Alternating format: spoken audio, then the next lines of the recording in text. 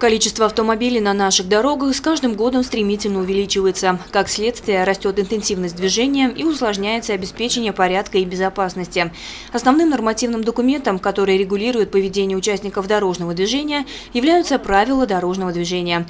Этот нормативный акт определяет действия людей в типичных ситуациях, устанавливает значение дорожных знаков, разметки, сигналов светофоров, регулировщика и многое другое.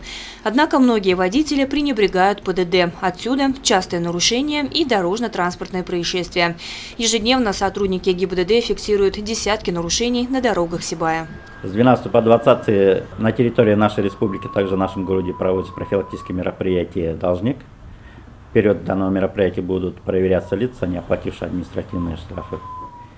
При выявлении лиц, не уплативших административные штрафы в срок, это в течение 60 суток, будут привлекаться к административной ответственности по статье 20.25.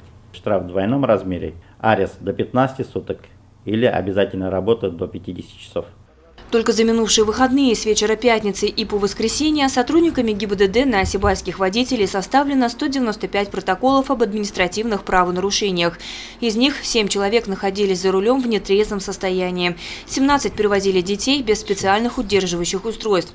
В госавтоинспекции напоминают, с января 2016 года оплата штрафов в 20-дневный срок с момента вынесения постановления дает скидку в 50%.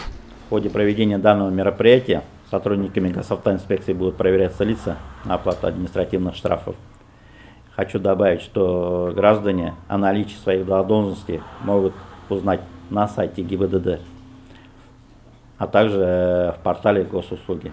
Лиана Кириллова, Радмир Сингулов, Гульгина Раскильдина для службы новостей.